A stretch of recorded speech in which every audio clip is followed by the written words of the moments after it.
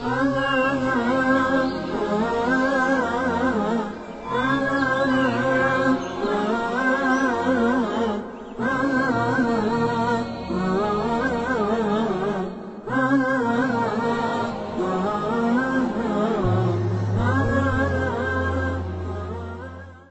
عليكم ورحمة الله وبركاته. الحمد لله الذي خلق الموت والحياة ليبلونا أينا أحسن عملا وهو العزيز الغفور. أشهد أن لا إله إلا الله وحده لا شريك له وأشهد أن محمدا عبده ورسوله. اللهم صل وسلم على نبينا محمد وعلى آله وأصحابه أجمعين. أما بعد، فيقول الله سبحانه وتعالى في سورة البقرة: يا أيها الذين آمنوا كتب عليكم الصيام كما كتب على الذين من قبلكم لعلكم تتقون. ويقول نبينا محمد صلى الله عليه وسلم: من صام رمضان إيمانا واحتسابا غفر له ما تقدم من ذنبه. متفق عليه. আজকের এই বাইতুল করিম মসজিদ কমপ্লেক্সে সমাবেত সম্মানিত ভাই বোনেরা, রমাদানের অত্যন্ত বরকতময় একটি মুহূর্তে আমরা একসাথ হয়েছি। আল্লাহর কাছে দোয়া করছি তিনি যেন আমাদের এই বসাটুকু কবুল করেন, কিছু ভালো কথা শেয়ার করার তৌফিক দান করেন এবং সেগুলোকে বাস্তবে বোঝার এবং আমল করার তৌফিক দান করেন। যেহেতু উন্মুক্ত প্রশ্নোত্তর এবং মনে হচ্ছে অনেক বেশি প্রশ্ন, আমরা আর অন্য আলোচনায় না গিয়ে প্রশ্নোত্তর পর্বে সরাসরি প্রবেশ করছি। প্রথম প্রশ্ন: আজকাল ইন্টারনেট ও স্মার্টফোনের কারণে বাসাতে বাচ্চারা নষ্ট হয়ে যাচ্ছে, এ থেকে পরিত্রাণের উপায় কি? ইসলামের যে ইউনিভার্সাল নীতিমালা দেওয়া হয়েছে, এটা শুধু মসজিদের জন্য দেওয়া হয়নি, ব্যক্তির জন্য দেওয়া হয়নি, আলেমদের জন্য দেওয়া হয়নি, সবার জন্য দেওয়া হয়েছে। অতএব আমরা একজন ব্যক্তিকে কি করে নষ্ট হওয়ার হাত থেকে বাঁচাতে পারবো, পরিবারকে এবং পরিবারের সদস্যদেরকে কিভাবে বাঁচাতে পারবো, সমাজকে, দেশকে, বিশ্বকে কিভাবে বাঁচাতে পারবো, ফুল ডেসক্রিপশনই কোরআন এবং সুন্নাহয় দেয়া আছে। এটা ঠিক যে আজকাল নানাবিধ স্কোপ পেয়েছে, এর কারণও আমাদের সামনে স্পষ্ট। সেটি হচ্ছে আসলে ব্যবসায়িক মনোবৃত্তি। ইন্টারনেট এটা বিজ্ঞানের একটা নব আবিষ্কার, যেটা পুরো গোটা পৃথিবীকেই বরং গোটা বিশ্ব জগৎকে মোটামুটি হাতের মুঠোয় নিয়ে এসছে। এর আগ পর্যন্ত মনে হয় এত তথ্য প্রবাহ পৃথিবীতে সৃষ্টি হয়নি। স্মার্টফোন, যেটার মাধ্যমে ইন্টারনেট সহ আরও অনেক কিছু করা যায়, এগুলোর ভালো দিকও আছে, কিন্তু ব্যবসায়িক কারণে ব্যবসায়ীরা এর মন্দ দিকটাকে বেশি সম্প্রসারিত করেছে। ইন্টারনেটের মধ্যে ভালোর পাশাপাশি মন্দ ওয়েবসাইট অনেক, এবং সেগুলো এখন হাতের কাছেই। আর স্মার্টফোনের কথা যেটা প্রশ্ন এসেছে, তার বদৌলতে নেটটা আরও অ্যাভেলেবল হয়ে গেছে। আমরা এখন দেখি ছোট্ট শিশুর হাতেও স্মার্টফোন, আর বাবারা শখ করে নেটেও সংযোগ স্থাপন করে দেন। এই ছোট্ট স্মার্টফোনের মধ্যে একদিকে যেমন কোরআন সুন্নাহ রাখা যায়, ভালো ভালো বই রাখা যায়, সাথে সাথে অনেক খারাপ কিছুও শেয়ার করা যায়। একটা তো কি বলে যে অ্যাপস আছেই, শেয়ার ইট, না? শেয়ার ইটের মধ্যে সাথে সাথে সব কিছু, এছাড়াও আরও অনেকগুলো শেয়ার করার ওই মানে কি বলে যে সফটওয়্যার আছে, যেমন হোয়াটসঅ্যাপ, ভাইপার, হ্যাংআউট ইত্যাদি আরও অনেকগুলো।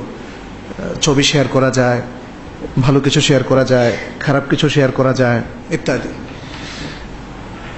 আমাদের আসলে ইসলামের মূল নীতিতে অগ্রসর হওয়া উচিত, যেটা আমি শুরুতেই বলেছি যে ইসলাম সর্বক্ষেত্রেই আমাদেরকে নষ্ট হয়ে যাওয়া থেকে উদ্ধার হওয়ার পথ দেখিয়ে দিয়েছে। এটা তো আমরা সূরা ফাতিহার মধ্যে প্রতিদিনই দোয়া করি, ইহদিনাস সিরাতাল মুস্তাকিম। যাই হোক, আমরা স্পেসিফিক কথায় আসি। সেটি হচ্ছে আসলে প্রত্যেকটা জিনিসের ব্যবহার একটা বিধি আছে। একটা হচ্ছে কমন বিধি, একটা ম্যানুয়াল তৈরি করেছেন যে কোনো স্মার্টফোন অথবা যে কোনো ইকুইপমেন্ট যারা তৈরি করছেন, তাদের ম্যানুফ্যাকচারার যারা, তারা একটা ম্যানুয়াল দিয়ে দিয়েছেন সবসময়। আর আরেকটা ম্যানুয়াল দিয়েছে কে?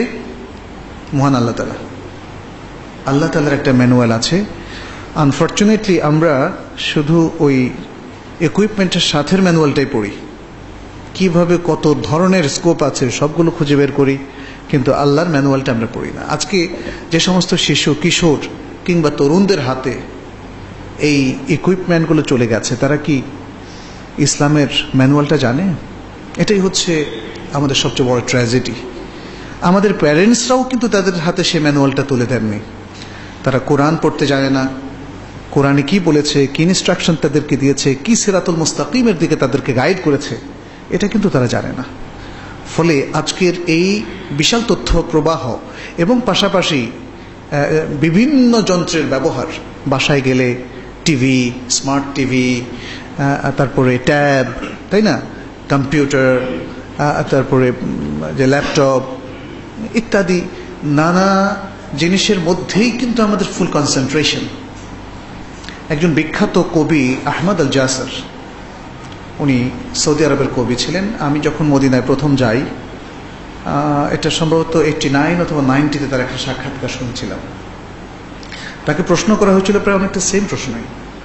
বলা হয়েছিল একটু ভিন্ন প্যাটার্নে আর কি, যে আপনি তো একজন এদেশের সেরা কবি, আপনাদের সময় আমরা দেখেছি আপনি সহ আর অনেকেই, আপনাদের অনেক জ্ঞানের পরিধি, অনেক কিছু জানেন, অনেক বড় স্কলার আপনারা হতে পেরেছেন, আপনাদের সাথীরা হতে পেরেছে, কিন্তু আজকের যুগে আপনাদের সমমানের কোনো স্কলার কেন পাওয়া যায় না?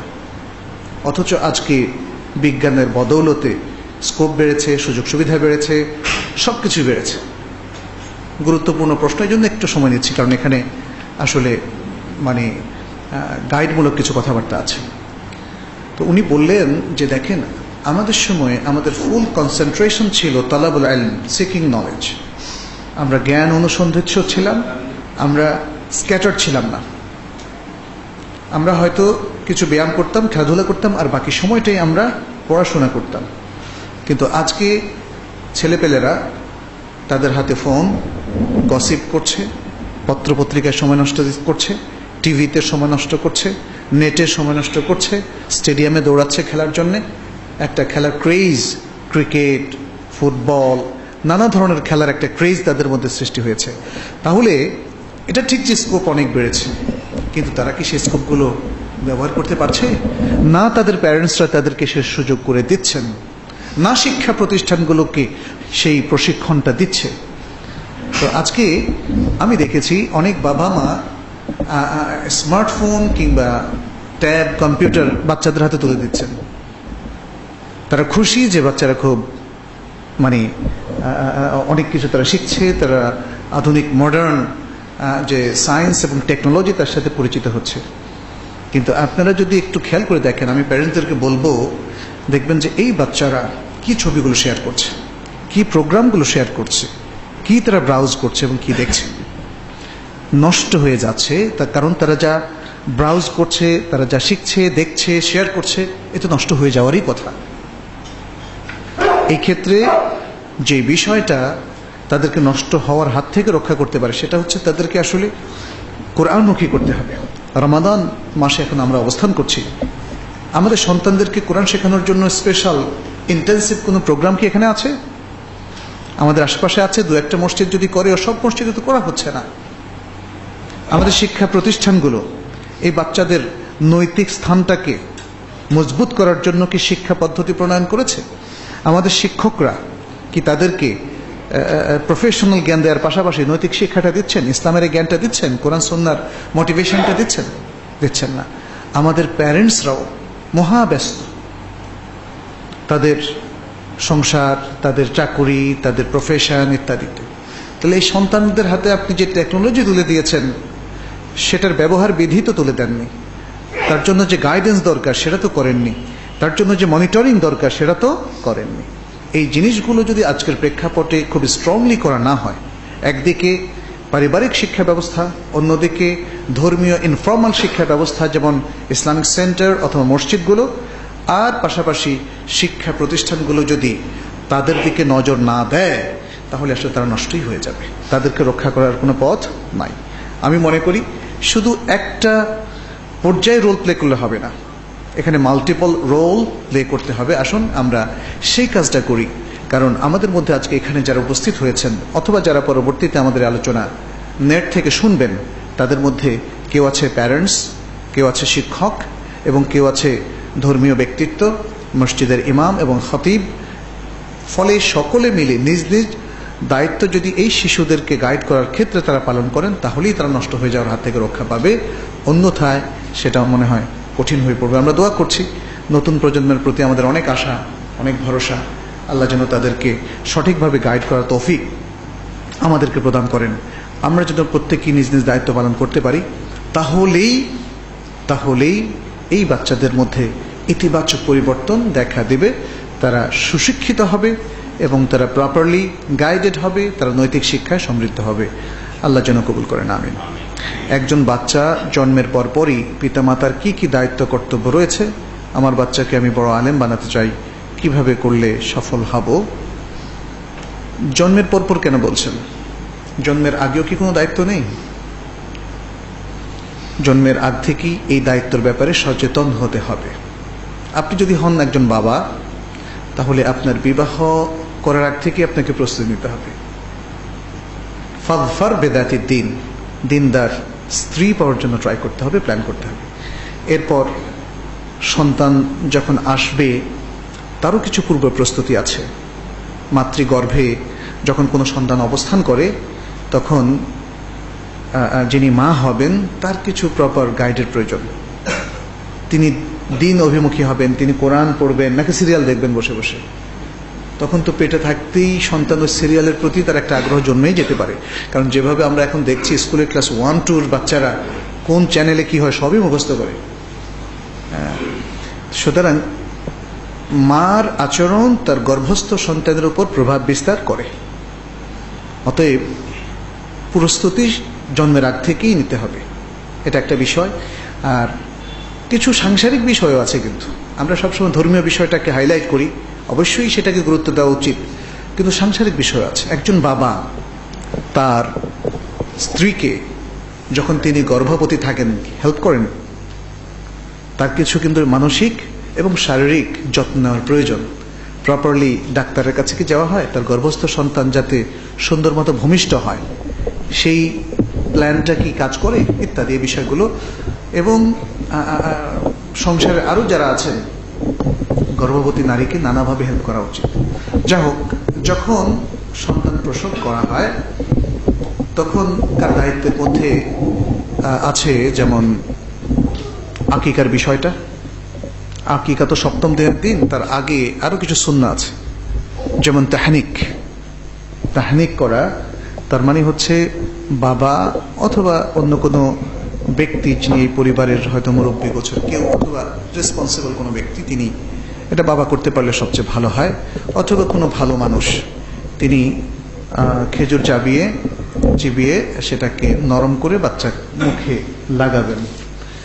এরপরে আজানের কথা বলা হয়েছে, যদিও এটা নিয়ে কেউ কেউ ইখতিলাফ করেছেন, কিন্তু বিশুদ্ধ হচ্ছে আজান দেয়া যেতে পারে। তারপরে তার 7ম দিনকে ঘিরে বেশ কিছু সুন্নাহ রয়েছে, সেই সুন্নাহগুলো পালন করা, তার নাম রাখা, আকিকা করা এবং তার চুল ফেলা যদি সম্ভব হয়। তারপরে এই বাচ্চাকে সঠিকভাবে মানুষ করা। এই বাচ্চাদেরকে অনেকেই কি করেন, অনেক বাসাতে যারা খুব মিউজিক শোনেন তারা মিউজিক শোনান, কিন্তু ছোট বাচ্চাকে মিউজিক না, আপনি ছোট বাচ্চা যদি সে বুঝতেও না পারে তখন থেকে কোরআন চালিয়ে দেবেন। কোরআন শুনতে শুনতে তার কোরআনটা ভালো লাগবে, বড় বয়সও তার একটা প্রভাব তার মধ্যে থাকবে। এই জিনিসগুলো আমরা অনেকে খেয়াল করি না। এইভাবে ধীরে ধীরে তাকে ইসলামিক শিক্ষা নির্ভর একটা সুন্দর জীবনে তাকে প্রবেশ করাতে হবে।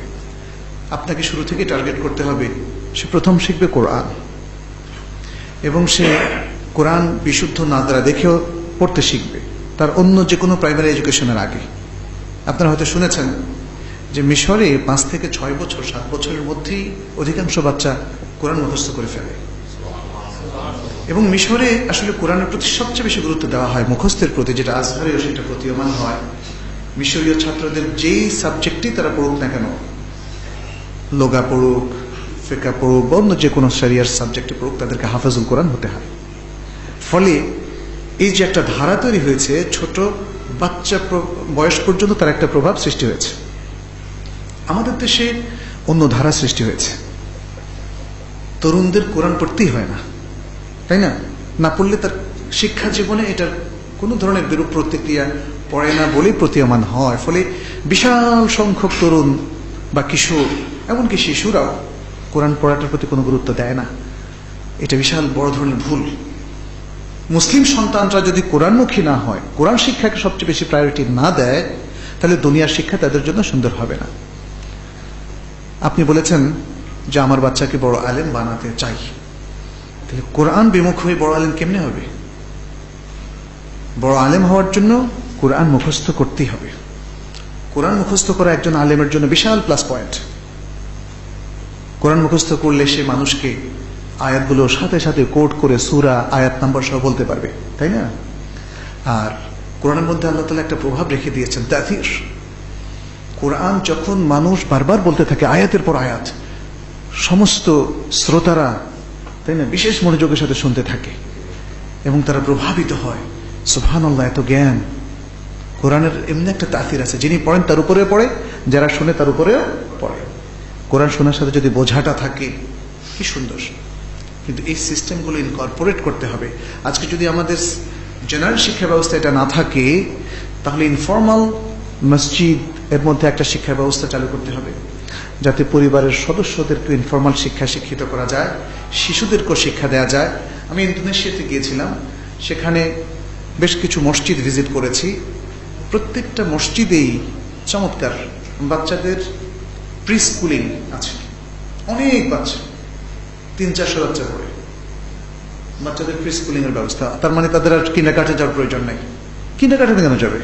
এই ছোট বাচ্চাটাকে আপনি কিন্ডারগার্টেনে কেন পাঠাবেন? সেখানে এখানেই প্লে করুক না, এখানেই নার্সারি করুক না। এই বাচ্চাদের, এই মসজিদ, কত মসজিদ, এই মসজিদগুলোতে যদি এই বাচ্চাদেরকে আমরা একটু জায়গা করে দিই, সকালবেলা ফজর থেকে জোহর পর্যন্ত মজা করুক না তারা প্লে, নার্সারি অথবা কেজি 1 কেজি 2 পর্যন্ত এখানে যদি ইনফর্মাল এডুকেশন তারা দুনিয়া আখিরাতে দুটোই শেখে কোরআন সহ, তাহলে তো এরপরে সে প্রাইমারিতে গেলে কোনো সমস্যা হবে না। কিন্তু এখন কিন্ডারগার্টেনেই আমরা ইংলিশ স্কুলে পাঠাচ্ছি প্লে গ্রুপ থেকে, ওখানে তো আর ইসলাম শেখে না। এই প্রবলেমগুলো আমাদের আছে।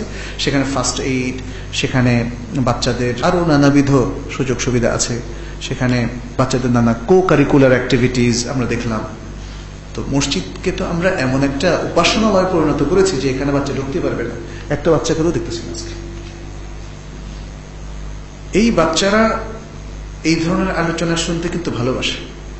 আমি অবাক হয়েছি, যখন আমরা সরল পথে কাজ করতাম তখন ক্লাস 2-3 বাচ্চারা, এমনকি আমি টাঙ্গাইলে না, আমি সিরাজগঞ্জে গেলাম, সেখানে নার্সারির একটা বাচ্চা আপনাদের অনুষ্ঠান আমরা দেখি এবং কিছু কিছু ডায়লগ মুখস্থ করে ফেলেছে। তাহলে আমরা অনেক সময় ছোট বাচ্চাদের বলি এদের জন্য এগুলো ভারী হয়ে যায়। না, ভারী কেন হবে? ওরা মসজিদমুখী হবে, মসজিদে তাদেরকে আনতে হবে। তো এটা আমাদের জন্য একটা, যে বাচ্চাকে আপনি আলেম বানাবেন, কই বাচ্চাকে মসজিদে পাঠাচ্ছেন না কেন? বাচ্চাদেরকে মসজিদে আসার সুযোগ দিতে হবে, তাদেরকে আদব কায়দা শেখাবেন। এর মধ্যে কিছু বাচ্চা দুষ্টামি করবে, ওটা সহ্য করবেন। বাচ্চাদের সবকিছু আল্লাহ ক্ষমা করে দিয়েছেন। ওয়া আনিস সাবিয়্যি হাত্তা ইয়াহতালিম, সে বালেগ হওয়া পর্যন্ত তার সবকিছু মাফ। বাচ্চাদেরকে মসজিদে না আনলে মসজিদের প্রতি ভালোবাসা কেমনে জাগবে তার? মসজিদ এখন তো বাইরে যেখানে যান শুধু অন ইসলামিক পরিবেশ। মসজিদের মধ্যেই তো এখন আল্লাহ রাসূল সাল্লাল্লাহু আলাইহি ওয়াসাল্লামের কথা, কোরআন দেখে, টুপি দেখে, দাড়ি দেখে, ইবাদত দেখে, সালাত দেখে তারা এখন তো ইমানি পরিবেশটা মসজিদেই পাবে। আপনি সযতনে সমস্ত বাচ্চাদেরকে আপনি ইমানি পরিবেশ থেকে দূর রেখেছেন, এটা করা যাবে না। আমার মনে হয় সমস্ত বাবা মায়েরা বাচ্চাদেরকে এই ইমানি পরিবেশে আনার ব্যবস্থা করবেন এবং প্ল্যান করবেন। আলেম করার জন্য আসলে একটা প্ল্যান আপনাকে করতে হবে। আমরা যে আলোচনা করলাম তার আলোকে, এবং তার বাইরে আরো অনেক সাজেশন আছে।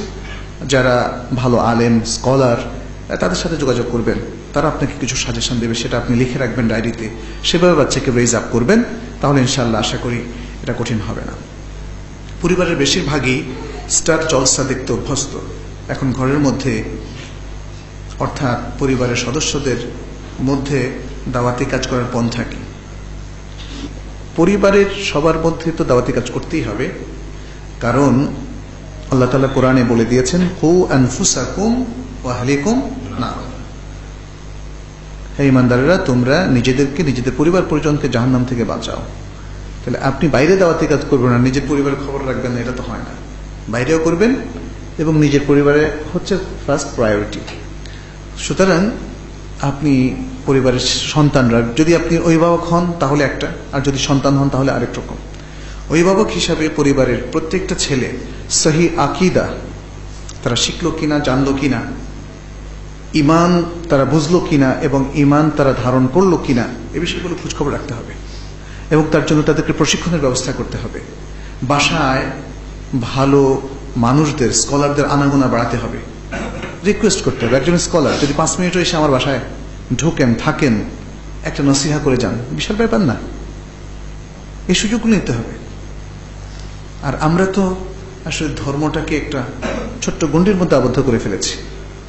যখন কোনো দোয়া কালামের দরকার আপনি হুজুর ডেকে নিয়ে আসেন, না, এগুলো ইসলামিক ম্যানার্স না। ইসলামিক ম্যানার্স হচ্ছে আপনি সম্মানিত একজন জ্ঞানী লোককে ডেকে নিয়ে আসবেন, যিনি এসে আপনার এখানে ভাড়ায় খেটে কোরআন পড়বেন, এমন লোকের দরকার নেই। আপনার বাসায় দরকার হচ্ছে জ্ঞানের আলো প্রবেশ করানো, ইসলামের আলো প্রবেশ করানো। সেই জন্য আপনাকে অবশ্যই জ্ঞানী লোকদের সাথে, আবরার, সালেহীন, মুত্তাকিন, এই সমস্ত লোকদের সাথে আপনাকে সম্পর্ক বাড়াতে হবে, ইন্টারাক্ট করতে হবে। বাসায় তাদের আনাগোনা বেশি হবে। আর বাসার মধ্যে আপনারা পরিবার কেন্দ্রিক একদিন তাফসির, একদিন হাদিস, একদিন সহি আকীদার, যেমন আকীদাতুত তাওহীদ অথবা কিতাবুত তাওহীদ বই ভিত্তিক আলোচনা করতে পারেন। প্যারেন্টসরা যদি এই জিনিসগুলো খেয়াল না করেন তাহলে একটা সময় আবিষ্কার করবেন যে আপনার ছেলে ঈমান থেকে এত দূরে সরে গেছে, আর আনতে পারবেন না। দেখেছি আমাদের নিজেদের, আমি মানে প্রত্যক্ষভাবে এরকম অনেক বাচ্চাদের দেখেছি। প্যারেন্টস ভাবছেন যে ধর্মের ব্যাপারে তার সন্তান খুব বেশি আগ্রহী, জানতে আগ্রহী, কিন্তু দেখা গেল যে প্রশ্নগুলো সব ডিস্টার্বিং প্রশ্ন। যেমন আয়েশা রাদিয়াল্লাহু তাআলা আনহাকে এত ছোট্ট বয়সে বিয়ে করলেন। আমাকে তো বিদেশে একজন বললেন যে সঠিক সুন্দর জবাব দাও, আমাকে কনভিন্স করো, otherwise I will be atheist. অবাক কাণ্ড, ছোট্ট একটা বিষয়ে তার তো এখনো আর অনেক সময় আছে, কিন্তু দ্রুত সে অ্যাথিস্ট হয়ে যেতে চাচ্ছে, অ্যাথিস্ট হয়ে যেতে চাচ্ছে। বাবা সুন্দর একটা জবাব দাও অথবা আমি অ্যাথিস্ট হয়ে যাব। কেমন কথা? তার মানে হলো এই ছেলের পেছনে কেউ না কেউ এত ভয়ঙ্কর কাজ করেছে, তাকে ঈমান থেকে এত দূরে সরিয়ে নিয়ে গেছে, বাবা মার খবরই নেই। এক বাবা আমাকে বলে যে আমার মেয়ে হাই স্কুল গ্রাজুয়েশন করছে, অনেক কিছু সম্পর্কে সে জানতে চায় দিনের। তাই আমি বললাম যেমন? তখন বললো যে সে ইসলামের তালাক প্রথা কেন মেয়েদের হাতে হলো না, এগুলো জানতে চায়। মানে মিরাসের মধ্যে ছেলে মেয়ের মধ্যে বিভেদ কেন, এগুলো জানতে চায়। আমি বললাম বাহ, আপনি বুঝতে পারছেন এগুলো হচ্ছে ডিস্টার্বিং কোয়েশ্চেন, এগুলো হচ্ছে ঈমান নয়, ঈমান থেকে বেরিয়ে যাওয়ার অ্যাক্সেস তৈরি করছেন তিনি। বুঝতে পারছেন? এভাবে প্যারেন্টসরা, পিতামাতারা যদি ছেলে সন্তানদের প্রতি, মেয়েদের প্রতি, তার নিজের সন্তানের প্রতি যদি সে মনোযোগ হারিয়ে ফেলে এবং পারিবারিক শিক্ষার ব্যবস্থা না করে, তাহলে কিন্তু এরকমই হবে। আচ্ছা, ঘরের মধ্যে অনেক সময় দেখা যায় প্যারেন্টসরাই ভুল পথে আছে। সন্তান যে কোনো কারণেই হোক, আল্লাহ তাআলা তৌফিক দিয়েছেন, তাকে সহি আকীদা, সহি বুঝ তাকে দিয়েছেন, সেক্ষেত্রে সন্তান বাবা মাকে কি করে পরিবর্তন করবে? এটাও একটা দাওয়াতি প্রসেস। এখান হচ্ছে আগেরটা একটু সহজ বেশি, এটা একটু হয়তো কঠিন। মুরব্বীদেরকে কিভাবে প্রপারলি গাইড করা যাবে, সম্মান রেখে, আদব বজায় রেখে। এখানে ধৈর্য, প্রজ্ঞা এবং জ্ঞানের সম্মিলন লাগবে, তাছাড়া মুরব্বীদের মধ্যে কাজ করা বড় কঠিন। যাই হোক, আমরা বলবো যে প্রত্যেক ফ্যামিলিতে যারা নিষ্ঠাবান, ভালো মুসলিম, সচেতন মুসলিম, তারা যখনই আবিষ্কার করবে যে তার ফ্যামিলির মধ্যে সঠিক ইসলামটা নাই, তখন তাকে সেজন্য পারিবারিক বিভ্রান্তি দূর করার জন্য বা পরিবারকে সংশোধন করার জন্য একটা প্ল্যান নিতে হবে। তিনি প্যারেন্টস হন অথবা তিনি সন্তানই হন, যেই হন না কেন। এবং সেক্ষেত্রে মানে যারা প্রাজ্ঞ, বিজ্ঞ, যারা পরিবারকে কাউন্সিলিং করেন, এই ধরনের লোকের সাহায্য নিতে পারেন। আনফর্চুনেটলি আমাদের দেশে পারিবারিক কাউন্সিলিং হচ্ছে না। এবং পরিবারগুলোকে সমৃদ্ধ করার ব্যাপারে কোনো কনসাল্টিং মানে কোনো সুযোগ সুবিধা স্কোপ আমরা দেখতে পাচ্ছি না। কিন্তু এক্ষেত্রে আপনারা যেমন ভালো কোনো যারা জ্ঞান রাখেন, আলেম, ধর্মীয় ব্যক্তিত্ব, খতিব ইত্যাদি, তাদের কাছ থেকে আপনারা হেল্প নিতে পারেন। এবং বিশেষ করে আপনি এখানে দাওয়াতি কাজের পন্থার কথা বলেছেন, আসলে দাওয়াতি কাজের পন্থা আলাদা কোনো পন্থা নয়, এটা আপনার প্রজ্ঞার উপর নির্ভর করে। আপনি ডাইনিং টেবিলে বসেও কিন্তু দাওয়াতি কাজ করতে পারেন। আপনি বলতে পারেন আপনার বাবাকে, মাকে, যে বাবা একটা সুন্দর লেকচার পেয়েছে শোনো, অথবা বাবা মা সন্তানকে বলতে পারো দেখো আমার সাথে বসে তোমরা কিছু লেকচার শোনো। বিশেষ করে যারা টিনেজার, তাই না, 10, 12, 13, 14, 15 বছর বয়স, যারা বাবা মায়ের সাথে শুনে ধীরে ধীরে তাদের একটা শোনার অভ্যাস গড়ে উঠবে আর জানাটা হবে। নানামুখী পদক্ষেপ নিয়ে আমরা পরিবারের মধ্যে দাওয়াতি কাজ করতে পারি। আর আরেকটা করা যেতে পারে, সেটা হচ্ছে যেমন এই ধরনের যখন কোনো মাহফিল হবে অথবা কোনো সেমিনার হবে, ইসলামিক বিশেষ কোনো কোর্স অফার করা হবে, সেখানে পুরো পরিবার মিলে আমরা যেতে পারি। যদি নারী পুরুষ উভয়েরই ব্যবস্থা থাকে, তাহলে সেখানে গিয়ে একটা এনথুজিয়াজম, একটা অনুপ্রেরণা আমরা লাভ করতে পারি। একই ঘরের মধ্যে অর্থাৎ যৌথ পরিবারে দেবর ও ভাবি এর মধ্যে পর্দা লঙ্ঘন হয় বেশি, এ ব্যাপারে করণীয় কি? এ ব্যাপারে করণীয় হচ্ছে দেবর ও ভাবি একসাথে থাকার দরকার কি? তারা একসাথে থাকবে না। আজকে অবশ্য একান্নবর্তী ফ্যামিলিতে এই সমস্যাগুলো ছিল, এখন তো সেটা কমে এসছে। তবে আমার মনে হয় একান্নবর্তী ফ্যামিলির সমস্যা এখন না। এখন যেটা সমস্যা সেটা হচ্ছে মানুষ বেশি ফ্র্যাঙ্ক হয়ে গিয়েছে, পর্দা উঠে গিয়েছে। পর্দা উঠে যাওয়াটাই হচ্ছে এই ধরনের রিলেশনের মেন কারণ, তাই না? এখন দেখা যাচ্ছে যে বন্ধু এসেছে, এখন বন্ধুর মানে নিজের ওয়াইফ বন্ধুদেরকে খাবার বেড়ে দিচ্ছে, যত্ন করছে, এটা একটা। আচ্ছা, যদি হাজব্যান্ডের বন্ধুকে তিনি সেবা যত্ন করেন, তাহলে দেবরকে তো আরো বেশি করা দরকার, তাই না? এই কারণে একটা ক্লোজনেস, পর্দাহীনতা সৃষ্টি হয়েছে, যে এই ক্লোজ রিলেশনের মধ্যে স্বামীর হাজব্যান্ডের মানে স্বামীর বন্ধু বান্ধব অথবা স্বামীর ভাই বেড়াদার বা কাজিনদের সাথে তার কোনো পর্দা লাগবে না, এরকম একটা ভাব সবার মধ্যে চলে আসে, এবং এখান থেকে যত আপত্তি তৈরি হয়। রাসূল সাল্লাল্লাহু আলাইহি ওয়াসাল্লাম দেবরকে কি বলেছেন? আলহামু আল মউত, তিনি মৃত্যুতুল্য বলেছেন। কেন মৃত্যুতুল্য? কারণ এখানেই সাংসারিক যত অশান্তি তৈরি হতে পারে, যত অনৈতিক সম্পর্ক এখান থেকেই দানা বেঁধে পড়তে পারে। অতএব দেবর এবং ভাবি তাদের মধ্যে শুধু পর্দার লঙ্ঘন যে দূর করতে হবে শুধু সেটাই না, বরং তারা কখনো নির্জনে গসিপ করবে না, একসাথ হবে না। তারা অন্য মুরব্বীদের সামনাসামনি যদি কথা বলতে হয় কথা বলবে, পর্দা তো থাকতেই হবে। চাচাতো বোন, মামাতো বোন, ফুফাতো বোন এবং ভাইদের মধ্যে প্রায় পর্দার লঙ্ঘন দেখা যায়, এটা তো আমরা বললাম। এদের পর্দা কি পরিমাণে করতে হবে? ফুল পরিমাণেই করতে হবে। পর্দা কি আমাদের সামাজিক প্রথায় আমরা শুধু বোরকাকে পর্দা বানিয়ে নিয়েছি। অর্থাৎ যখন পর্দানসীন মহিলা তিনি ঘরের বাইরে যাবেন, তখন তিনি ঘরে মানে শরীরে বোরকা চাপাবেন এবং মাথা আর মুখ ঢাকবেন। এই যে আপাদমস্তক যিনি পর্দা করছেন বাইরে যাওয়ার সময়, তিনি কিন্তু এই যে কাজিনদের সাথে, স্বামীর আত্মীয়দের সাথে, পুরুষদের সাথে দেখা করছেন, ফ্রিকুয়েন্টলি গল্পও করছেন। তার মানে হচ্ছে পর্দার জ্ঞান এবং নলেজ তাকে দেওয়া হয়নি, অথবা তিনি জানেন না, অথবা জানলেও মানেন না। অতএব ভেতরেও পর্দা করতে হবে এবং সেটা অতি সতর্কতার সাথে করতে হবে। বাইরের পর্দা তো করতেই হবে, বাইরে কেউ আপনাকে ঘাটাতে আসবে না, আপনার সাথে স্পেশাল রিলেশন তৈরি করতে আসবে না, কিন্তু ঘরের ভেতরেই আপত্তি দেখা দিবে, নানা ধরনের প্রবলেম ক্রিয়েট হবে, অশান্তি ক্রিয়েট হবে, শেষ পর্যন্ত আপনার সংসারও নষ্ট হবে। এমন কেস আমাদের কাছে অনেক অনেক অনেক আসে। অতএব ঘরের ভেতরে অবশ্যই পর্দা করতে হবে, কথার পর্দা করতে হবে, দেখার পর্দা করতে হবে, শরীরের পর্দা করতে হবে। তা না হলে পর্দাহীনতার জয় হবে এবং পর্দা লঙ্ঘন হবে, ফরজ লঙ্ঘন হবে, নারী পুরুষ সবাই পাবে বলে বলতে হবে। একজন মহিলার পরিপূর্ণ হিজাব বলতে কি বোঝায়?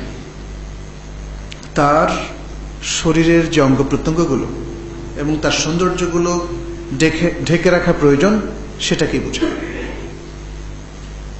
পর্দার আয়াত সূরা আন-নূরের মধ্যে আছে এবং সূরা আল আহজাবের মধ্যে আছে। এই দুটো যে কয়েকটা আয়াত, যেমন 30-31 নম্বর আয়াত, সূরা আহজাবের মধ্যেও বেশ কয়েকটা আয়াত এসেছে। এগুলো যদি আমরা পড়ি তাহলে পর্দা সম্পর্কে ক্লিয়ার আইডিয়া হয়ে যাবে। পর্দাটা শুধু শরীরের পর্দাও না, মনেরও পর্দা আছে এবং চোখেরও পর্দা আছে। চোখের পর্দাটা সূরা আন-নূরের মধ্যে স্পষ্ট বলে দিয়েছে, কুল্লিল মুমিনিনা ইয়াগুদ্দু মিন আবসারিহিম ওয়া কুল্লুল মুমিনাত ইয়াগুদ্দুনা মিন আবসারিহিন্না। মুমিন নারীদের, পুরুষদেরকে বলে দাও যেন তারা তাদের দৃষ্টি সংযত রাখে, অর্থাৎ পর্দা করে। সবকিছু দেখে না, সবকিছু উন্মুক্ত হলেও আপনি দেখতে পারবেন না। টিভিতে সবকিছু আসে, আপনার বাসায় টিভিতে এগুলো সব দেখতে পারবেন নাকি? মেয়েরা বিভিন্ন আপত্তিকর পোশাক পরে চলাফেরা করে, তার দিকে আপনি চোখ তুলে তাকাবেন? তাকানো উচিত নয়। ঠিক তেমনি আল্লাহ তাআলা বলছেন যে মুমিন নারীদেরকে বলে দাও তারা যেন তাদের দৃষ্টিশক্তিকে সংযত রাখে, নিচু রাখে, অর্থাৎ চোখের পর্দা করে। আপনি যদি বোরকাও করেন, বোরকা দিয়ে তো মানে হয়তো পাতলা কাপড় তাদের চোখের সামনে ব্যবহার করেন, আর যারা মুখ খুলে রাখেন দ্বিতীয় অপশনে আমল করে, তাহলে তারা তো চোখ দিয়ে সরাসরি দেখতে পাচ্ছে। তাহলে চোখকে যদি সংযত করা না হয় তাহলে তো ফুল পর্দা হচ্ছে না। তাহলে এটা হলো চোখের পর্দার কথা আমরা বললাম, শরীরের পর্দা, চোখের পর্দা, আর হলো মনের পর্দা। মনের পর্দাটাও অনেকে হয়তো বুঝেন না। হাদিসে যখন বা কোরআনে যখন পর্দার কথা বলা হয়েছে, অবশ্য মনের পর্দাটাও এখানে ইনক্লুডেড হবে।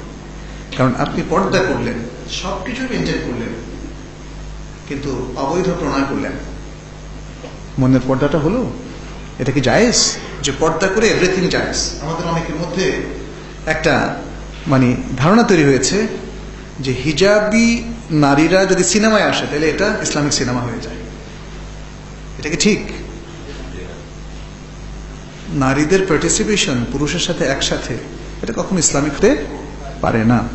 অতএব হিজাবটা শরীরে করতে হবে, চোখে করতে হবে, মনে করতে হবে, সৌন্দর্যকে ঢাকতে হবে। কথারও পর্দা আছে, সেটাও কোরআনে এসেছে, ওয়ালা তাখদানা লাহু বিল কওল। এবং পুরুষদের উদ্দেশ্যে খুব নরম ইনিবিনিয়ে কথা বলা যাবে না, নারীরা ইনিবিনিয়ে কথা বলবে না। এবং পুরুষও হয়তো একজন নারীর সাথে কথা বলছে, আর তার সাথে এত সুন্দর করে কথা বলা শুরু করলো, দুটো নিষিদ্ধ। সাধারণত নারীদের মধ্যে এরকম একটা প্রবণতা বেশি, এই জন্য নারীদেরকে অ্যাড্রেস করা হয়েছে। আর পুরুষদের প্রতিও সেম নির্দেশই, যে তারাও নারীদেরকে অ্যাট্রাক্ট করার জন্য ওইভাবে কথা বলবে না, সলিড কথা বলতে হবে, একদম স্ট্রেট ফরওয়ার্ড। আরেকটা হচ্ছে যেমন আওয়াজটাকেও সংযত করতে বলা হয়েছে, তাই না? এই যে যেমন যখন হিল পরে নারীরা চলবে, ঠক ঠক ঠক ঠক করে চলবে না। আর এই যে হিলটা, এই হিলটা তার পর্দা বিরোধী হিল। নারীদের এই অনেক উঁচু হিলটা, সেটা তার দেহকে আকর্ষণীয় করে তোলে এবং তার মুভমেন্টটাকে পুরুষের কাছে অত্যন্ত আকর্ষণীয় রূপে উপস্থাপন করে, এবং এই জন্যই হিলটা তৈরি করা হয়েছে। ভালো নারীরা এটা পড়তে পারবে না। এবং যেটা বলা হয়েছে ওলা ইয়াদরিবনা, কি যেন বিআরজুলিহিন্না, যে তারা তাদের এই পায়ে দিয়ে হেঁটে যাওয়ার সময় ঠক ঠক করে আওয়াজও করবে না, কারণ এই ঠক ঠক আওয়াজ কোনো পুরুষের মধ্যে আকর্ষণ তৈরি করতে পারে। এবং সে উদ্দেশ্যে এটা করা হয়, কারণ মেয়েদের জন্য এটা স্বাস্থ্যসম্মত না, এই হিলটা মোটেই স্বাস্থ্যসম্মত না, কোনো মেডিকেল ডক্টর এটাকে প্রেসক্রাইব করবে না। তো সবকিছু মিলিয়ে এই সবকিছু আমি ডিটেলসে একটু বললাম। হিজাব অনেকে মনে করে যে একটা শুধু গায়ে কিছু চাপানো, আসলে তো হিজাবের অনেকগুলো দিক আছে। আল্লাহ আমাদের সবাইকে, আমাদের বোনদেরকে তৌফিক দান করুন। বোনদেরকে বলছি, আসলে ভাইদেরকেও, কারণ ভাইদেরও হিজাব আছে। অনেক সময় আমাদের দেশে তথাকথিত উচ্চশিক্ষিত মানুষ আলেমদের মূল্য দিতে চায় না। এটা থেকে আমাদের সমাজ কিভাবে মুক্তি পেতে পারে? আলেমদের মূল্য তো আল্লাহ রাসূলের কাছে আছে, ইন্নামা ইয়াখশাল্লাহা মিন ইবাদিহিল উলামা। আল্লাহকে সবচেয়ে বেশি ভয় করে আলেমগণ, কারণ আলেমরা জানে। আপনি এখানে অনেক লোক আছে হয়তো আমি চিনি না, তাই না? তাহলে আমার কাছে সবাই সমান, কিন্তু যদি জানি যে উনি খুব গুরুত্বপূর্ণ, অনেক সময় হয় না, নানা কারণে গুরুত্বপূর্ণ হয়ে উঠতে পারে, তাইলে একটু তাকে সম্মান বেশি করতে হবে, তাহলে লেগে যাবে। এই জানাটা আমার আচরণকে পরিবর্তন করে দেবে। আল্লাহ, এই যে আল্লাহর আসমা সিফাত, এগুলো যারা জানেন তারা আল্লাহ শক্তি সম্পর্কে জানেন, তাহলে তার একরকম মানা হবে। আর যে আল্লাহ সম্পর্কে কিচ্ছু জানে না, সে ডোন্ট কেয়ার। কারণ আল্লাহ কি করবেন না করবেন তাকে নিয়ে, কিয়ামতে আল্লাহ কি দাপট দেখাবেন, কি নিয়ন্ত্রণ করবেন এবং সবার যে কঠিন বিচারের ব্যবস্থা করবেন, এটা সম্পর্কে সে গাফেল, সে জানে না। ফলে সে আল্লাহকে ভয়ও পায় না। আলেমদের অনেক মর্যাদা কোরআনে দেওয়া হয়েছে। কুল হাল ইয়াস্তাবিল্লাযীনা ইয়ালামুনা ওয়াল্লাযীনা লা ইয়ালামুন, বলো যে জানে আর যে জানে না সে কি সমান? আলেম মানে হচ্ছে নলেজেবল, এলেম মানে নলেজ, আলেম মানে নলেজেবল। আনফর্চুনেটলি আমাদের দেশে নলেজেবল ব্যক্তি হলেই মানে তাকে যে আলেম বলা হয় তা না, নলেজেবল না এমন ব্যক্তিদেরকে অনেক সময় আলেম হিসেবে ট্রিট করা হয়। এটা একটা সমস্যা তৈরি করেছে। এই জন্য অনেক মানুষ মনে করে আলেমদের জ্ঞান কম। আলেমদের জ্ঞান কেন কম, কেন হবে? এটা তো যেমন রেদওয়ানও জানে, আজহারে যে বিশাল বিশাল বড় বড় আলেম আছেন, মদিনায় যে বড় বড় আলেম আমরা দেখেছি, সুবহানাল্লাহ, মনে হয় যেন পৃথিবীর সমস্ত এলেমই তাদের কাছে। যদি এটা ঠিক যে সব জ্ঞান একজনের কাছে হতে পারে না, আল্লাহ ছাড়া আর কারোর কাছে সব জ্ঞান একত্রিত হতে পারে না। আর রাসূল সাল্লাল্লাহু আলাইহি ওয়াসাল্লাম আলেমদেরকে তার ওয়ারিস হিসাবে ঘোষণা করেছেন, ইন্নামাল উলামাউ ওয়ারাসাতুল আম্বিয়া। আলেমরা হচ্ছে মুসলিমদের রিলিজিয়াস লিডার, তাদের সর্বক্ষেত্রে তাদের নেতা। আমরা এখন ধর্মীয় নেতা বলে এটাকে ছোট করে ফেলেছি। সর্বক্ষেত্রেই আলেমরাই হচ্ছে মুসলিমদের পলিসি মেকার, নেতা, শিক্ষাবিদ, মুহাদ্দিস, মুফাসসির, রাজনীতিবিদ, সবকিছু। রাসূল সাল্লাল্লাহু আলাইহি ওয়াসাল্লাম যুগ থেকে আসলে এই ধারাটা অনেক দিন চলে এসছে, কিন্তু কিছু অর্ডার চেঞ্জ হয়ে গেছে, আমরাও গাফিল হয়ে গেছি। আর আমাদের মধ্যে এলিমের চর্চা কম হচ্ছে। হয়তো আলেম পরিচিতির মাধ্যমে বহু লোক পরিচিতি পাচ্ছে, কিন্তু সত্যিকার জ্ঞানের সাধক, শিক্ষাবিদ, জ্ঞানের আলোকে আলোকিত ব্যক্তি অনেক কম থাকায় একটা ভুল ধারণা আমাদের মধ্যে সৃষ্টি হয়েছে। সেখান থেকে আলেমদেরকে হয়তো ইগনোর করা শুরু হয়েছে। অনেকে মনে করেন যে তারা এটা জানেন না, ওটা জানেন না, দুনিয়া জানেন না, এগুলো ভুল। আলেমদের প্রকৃত উন্নয়ন, আলেমদের অবস্থান, আলেমদের মর্যাদা দেওয়া ছাড়া মুসলিম উম্মার কখনোই কোনো ডেভেলপ হবে না। মুসলিম উম্মার ডেভেলপমেন্ট, তাদের উন্নয়ন আলেমদের উপর ভিত্তি করেই আমাদের গড়ে উঠবে। আলেমদের নেতৃত্ব ছাড়া এই সমাজের মধ্যে সঠিক এলেমের প্রসার হবে না। আজকে আমরা দেখতে পাচ্ছি অনেকেই ইসলামিক জ্ঞান নিয়ে ডিল করেন, এটা অনেক ব্যক্তিকে দেখা যাচ্ছে, কিন্তু প্রচুর ভুল বিভ্রান্তি হচ্ছে যারা এই জ্ঞানটাকে সত্যিকার ভাবে অর্জন করতে পারেননি। একজন ব্যক্তি ইসলামের কিছু শুনে প্রথম তার আশা হয়, আগ্রহ জাগে, তিনি একটা বই লিখবেন। হজ করে এসেই হজের উপর গুরুত্বপূর্ণ বই লিখে ফেলেন। আপনি আপনার অভিজ্ঞতার ঘটনাগুলো লেখেন, কিন্তু আপনি হজের উপর স্কলারলি বই লিখবেন কেন? এই কারণে আমরা দেখতে পাচ্ছি প্রচুর ইসলামিক বইতে এখন এত বিভ্রান্তি, আকীদাগত বিভ্রান্তি। আপনি ভালো কথা, আপনি ঈমান আকীদার মধ্যে এসেছেন, ভালো কথা, প্র্যাকটিসিং হয়েছে, কিন্তু আপনাকে বই লিখতে হবে কেন? আপনাকে বই কেন লিখতে হবে? আমি রোগ ব্যাধি সম্পর্কে কিছু পড়াশোনা করলে মেডিকেল সায়েন্সের বই লিখে ফেলবো নাকি? আমি যদি কোনো বিল্ডিং কনস্ট্রাকশনের সাথে জড়িত হই, একটা বিল্ডিং তো কন্ট্রাক্টরের সাথে আর ইঞ্জিনিয়ার সাথে থেকে দেখলাম কেমনে বানায়, বাস এবার একটা বই লিখে ফেলি আর্কিটেকচারের উপরে, হবে? এগুলো আমরা ডিসকাস করছি, আসলে ডিসকাস করছি। আপনি হয়তো বলবেন আলেমরা তো লেখে না, আলেমদেরকে দিয়ে লেখা, আলেমদেরকে পৃষ্ঠপোষকতা দেয়, এক্সপার্টদেরকে দিয়ে আপনাদেরকে বই লেখাতে হবে। কারণ ইতোমধ্যে প্রচুর জঞ্জাল তৈরি হয়েছে, প্রবলেম তৈরি হয়েছে, যারা এক্সপার্ট নন তাদের হাতে এই সমস্ত বই লেখা হওয়ার কারণে। আর মূল কারণ আরেকটা, আলেমদের মূল দেয় না। মানুষ বলে আলেমরা কাজ করছেন, আমরা কাজ করব না। আলেম শ্রেণীকে পৃষ্ঠপোষকতা দিতে হবে, তাদেরকে নেতৃত্বের আসনে নিয়ে আসতে হবে, তাদেরকে সমৃদ্ধ হওয়ার সুযোগ করে দিতে হবে, তাহলেই দেখবেন এখানে উত্তরণ ঘটবে। আপনি যদি নিজেকে আলেম হিসাবে চিহ্নিত করেন, সত্যিকার ভাবে আলেম হলেন না, তাহলে ওই গ্যাপ আপনাকে দ্বারা পূরণ হবে না। অতএব আমরা বলবো যে আসুন আমরা এলেমের মর্যাদা দিই, আলেমের মর্যাদা দেই এবং আলেমের নেতৃত্ব আমরা মেনে নিই। যে কোনো ফরজ সালাত শেষে ইমাম সাহেব কি মুসল্লিদেরকে নিয়ে হাত তুলে মুনাজাত করতে পারবে? রাসূলুল্লাহ সাল্লাল্লাহু আলাইহি সাল্লাম থেকে যেটা সহিভাবে এসেছে সেটি হচ্ছে তিনি মুসল্লিদেরকে নিয়ে একসাথে জামাতবদ্ধ কোনো মুনাজাত করেন। তাহলে সুন্নাহটা কি? সুন্নাহটা হচ্ছে আল আযকার আকিবাস সালাওয়াত। এখানে কি আছে? অনেক মসজিদে দেখলাম যে টানানো আছে।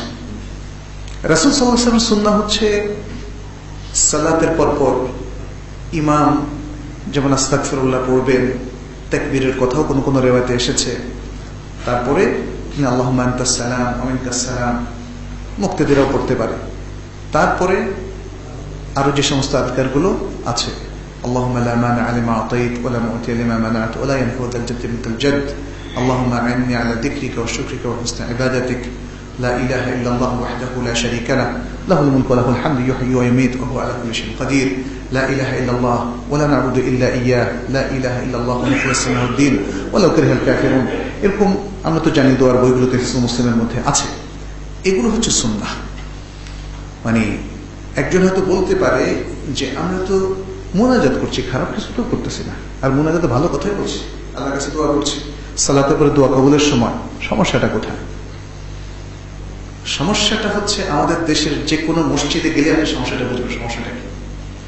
কারণ এই মুনাজাতকে রিপ্লেস করে সুন্নাহকে খেয়ে ফেলেছেন আপনি, সুন্নাহকে আপনি ডিলিট করে দিয়েছেন। যেই কাজটা রাসূলুল্লাহ সাল্লাল্লাহু আলাইহি সাল্লাম থেকে সহিহ হাদিসে প্রমাণিত কোন সুন্নাহকে ডিলিট করে দেয় অথবা রিমুভ করে দেয়, তাহলে নিশ্চিত বলা যায় সেটা বিদআত। আল্লাহর কাছে হাত তুলে দোয়া করাটা কোনো ভুল নয়, খারাপও কিছু নয়, আপনি অন্য সময় করেন, কিন্তু আপনার এই সুন্নাহটাকে কেন রিপ্লেস করলেন এমন একটা কাজ দিয়ে যেটা রাসূল সাল্লাল্লাহু আলাইহি ওয়াসাল্লাম জীবনে একবারও করেননি? মুনাজাত মানে মুসল্লিদেরকে নিয়ে একসাথে মুনাজাত করা, যুক্তিটা এখানে, এটা আমাদেরকে বুঝতে হবে। যেই মুসলিমরা এই ছোটখাটো বিষয়গুলোতে সতর্ক, বিদআত তাদের মধ্যে কখনো ঢুকতে পারে না। অসতর্কতার কারণেই নানা ধরনের বিদআত আমাদের মধ্যে ঢুকে পড়েছে। মসজিদ ভিত্তিক বিদআত, সালাতের আগের বিদআত, সালাতের পরের বিদআত, আযানের আগের বিদআত। দেখেন আযানের পরেই তো দুরূদ পড়বে, আযানের আগে কেন দুরূদ পড়ছে? রাসূল সাল্লাল্লাহু আলাইহি ওয়াসাল্লাম কবর জিয়ারতের বিধান বলে দিয়েছেন না? কিন্তু আজকে কবরে কেন মোমবাতি জ্বালানো হচ্ছে? কবরে কেন ওরস করা হচ্ছে? ওরস কেন কবরে করবে? তাই না? কবরে কেন মানুষ তওয়াফ করবে? কবরে কেন মানুষ সিজদা করবে? কবরওয়ালার কাছে কেন মানুষ চাইবে? অতএব সতর্ক মুসলিম অবশ্যই সে ছোটখাটো প্রত্যেকটা ব্যাপারে তার যে প্রিয় হাবিব, প্রিয় নবী মুহাম্মদ সাল্লাল্লাহু আলাইহি ওয়াসাল্লাম তাকে অনুসরণ করবে। আমরা এর থেকে বেশি করবো না, এর থেকে কমও করবো না।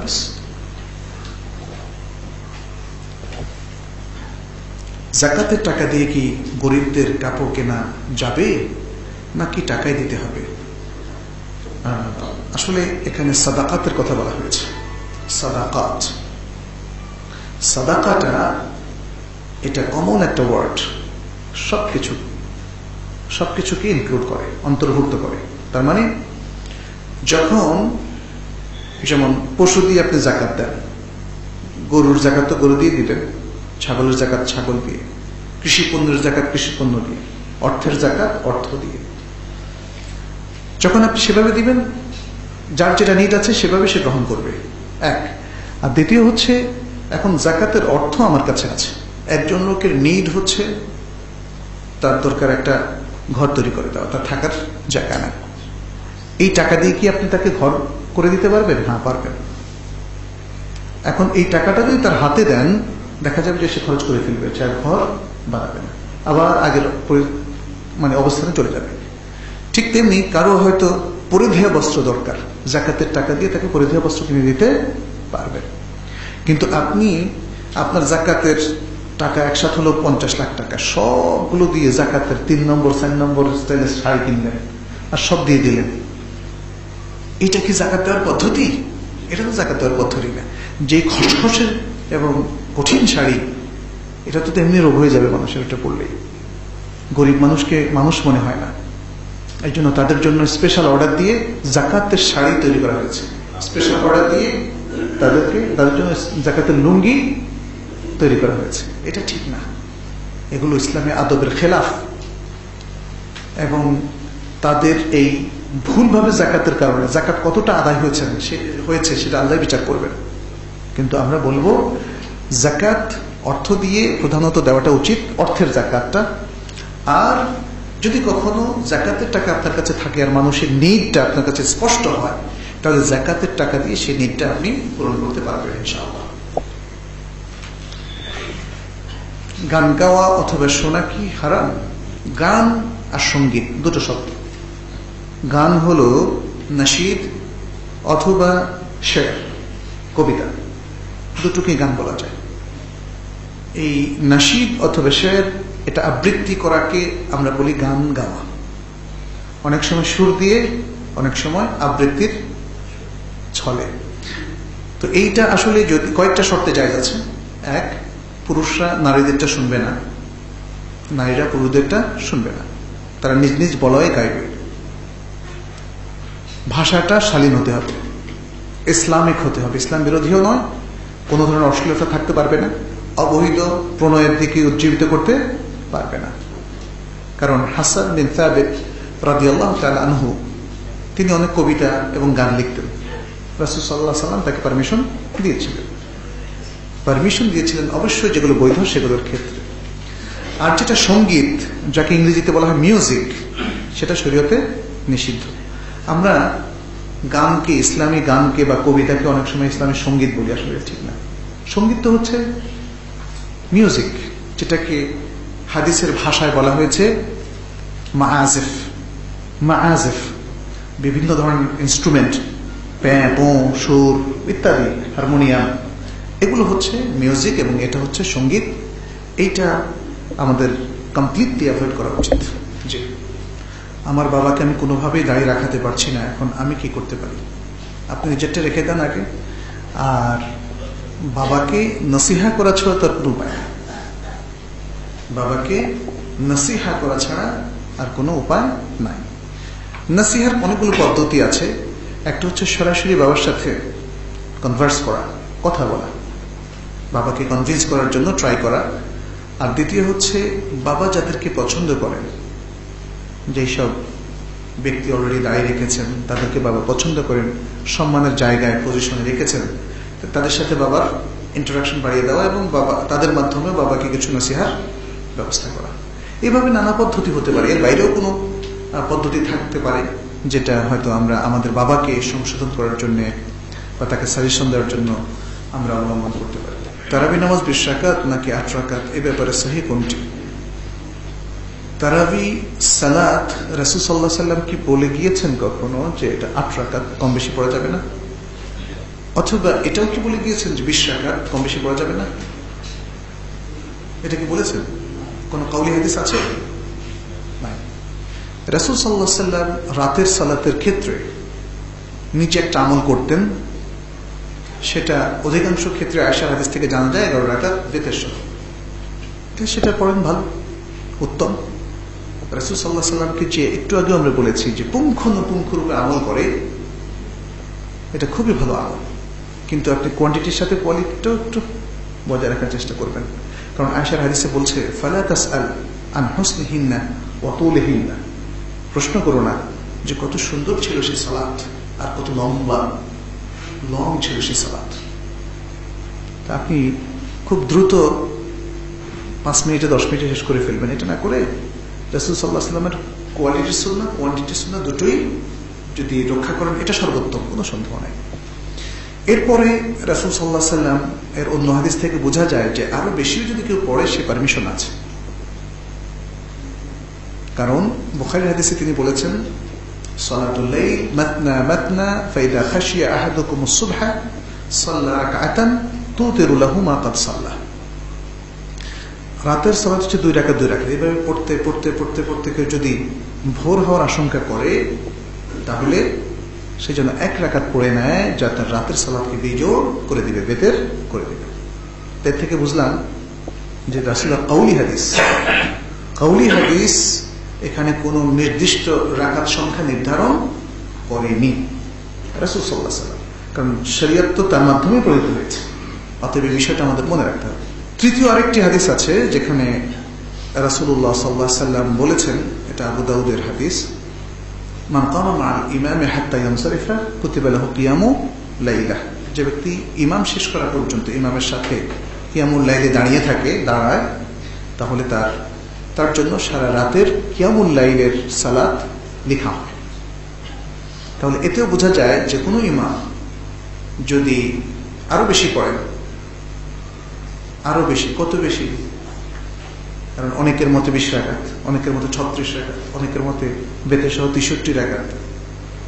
এটা তো আমাদের স্কলাররাই বিভিন্ন পরিস্থিতিতে তারা বিভিন্ন রকম রিকমেন্ড করেছেন। ইমাম ইবনে তাইমিয়া রাহিমাহুল্লাহ মাজমুর ফাতাওয়ার মধ্যে খুব সুন্দর কথা বলেছেন অনেকক্ষণ ধরে যদি 8 রাকাত পড়ে খুবই ভালো, খুবই উত্তম। আর যদি অনেকক্ষণ দাঁড়াতে না পারে তাহলে রাকাত সংখ্যা একটু বাড়িয়ে দিলে ভালো। এখন ইমাম আহমদ আর ইমাম শাফির মত অনুযায়ী যদি 20 রাকাত পড়ে, নো প্রবলেম। ইমাম মালিকের মত অনুযায়ী যদি 36 রাকাত পড়ে, নো প্রবলেম। আরো বেশি যদি পড়ে, নো প্রবলেম। ইমাম ইবনে তাইমিয়া, যিনি ইসলামের রূহটাকে সবচেয়ে ভালো বুঝেছিলেন, সুতরাং আপনার পক্ষে সবচেয়ে উত্তম, আপনার দৃষ্টিতে যেটা সেটাই করেন না। এগুলো নিয়ে ঝগড়া করে কোনো লাভ নেই। আমার স্ত্রীকে নামাজের কথা বললেই সে আমার উপর রেগে যায় এবং বলে সেটা তার নিজের ইবাদত, সে পড়লে তার সওয়াব। এভাবে প্রায় তর্ক বিতর্কে আমরা জড়িয়ে পড়ি এবং এভাবে আমাদের সম্পর্কের টানাপোড়েন শুরু হয়। এখন আমি কি করতে পারি? আপনি তো বুঝে যাচ্ছে আপনার স্ত্রী যখন বলেছেন আপনি নিশ্চয়ই স্বামী, তাই না? এখন তো আপনি দেখি স্ত্রীর রোলের মধ্যে আছেন, আপনি কি করতে পারেন? সাধারণত আমরা দেখি স্ত্রীদের উপর স্বামীদের একটা কর্তৃত্ব থাকি, এটা একটা মানসিক বিষয়।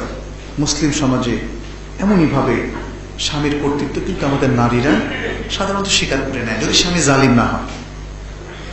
সালাত পড়া তো সবার উপরে ফরজ, এখানে জুলুমের কিছু নেই।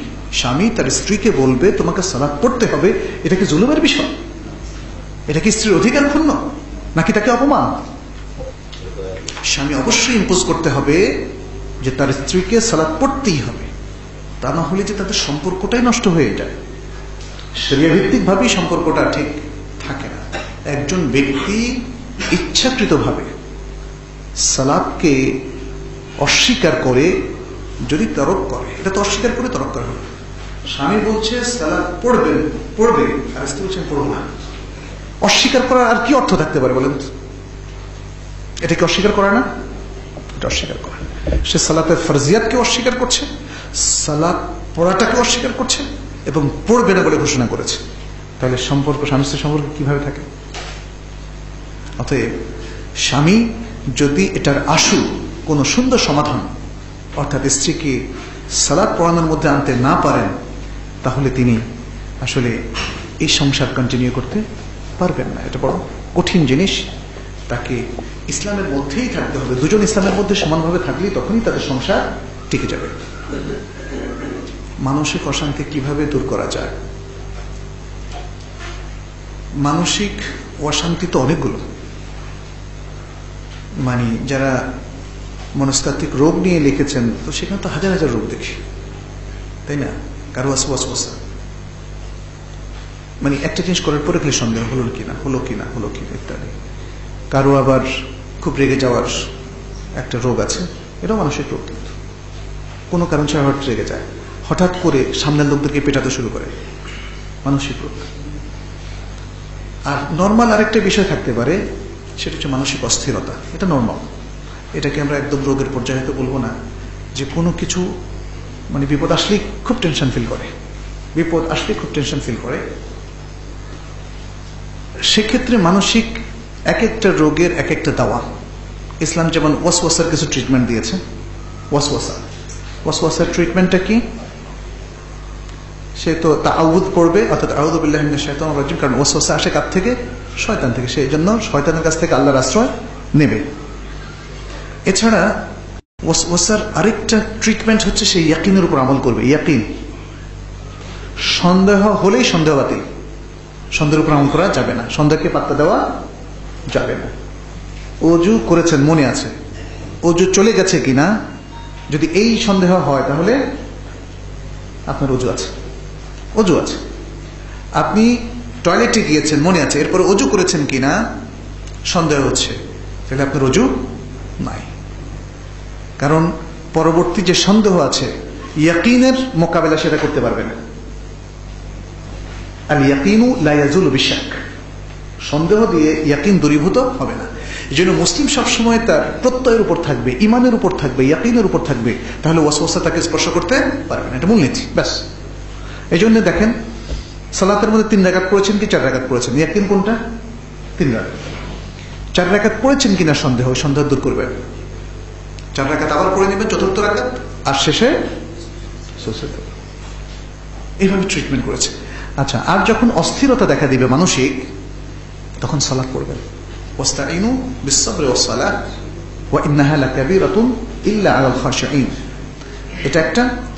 আর রাসূল সাল্লাল্লাহু আলাইহি ওয়াসাল্লাম যখনই তার কোনো অস্থিরতা দেখা দিত, সাথে সাথে তিনি সালাতের দিকে মনোনিবেশ করতেন, আর বেলালকে বলতেন, আরিহনা বিহা ইয়া বেলাল, বেলাল সালাত দিয়ে আমাদের প্রশান্তি দাও, আমাদের প্রশান্তি দাও।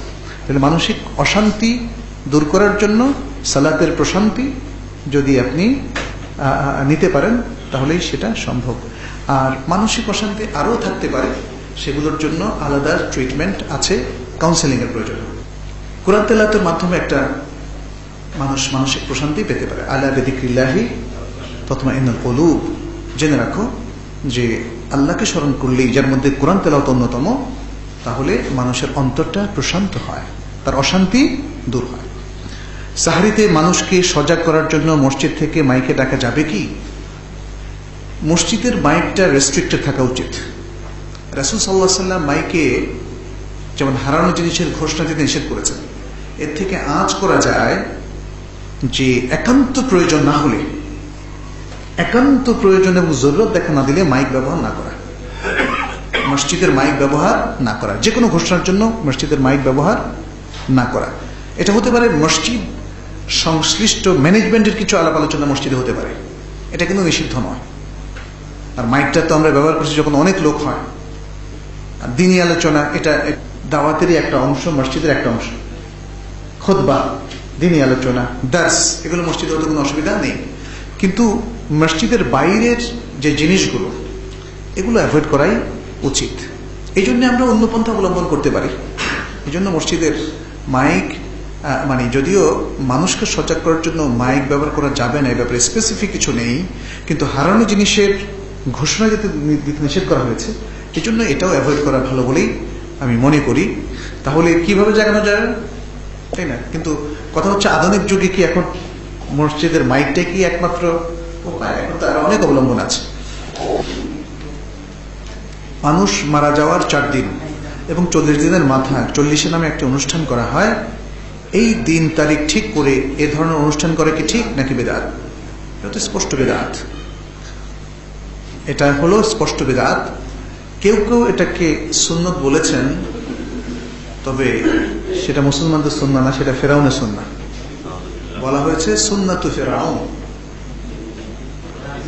এটা সৌদি আরবের উচ্চ উলামা পরিষদের একটা রিকমেন্ডেশন দেখেছি, সেখানে তারা উল্লেখ করেছেন যে মানুষের মৃত্যুকে উপলক্ষ করে যে 40 কুলখানি করা হয়, এটা অনেক আগ থেকে ফেরাউনের একটা নিয়ম ছিল, তারাই সেটা করত।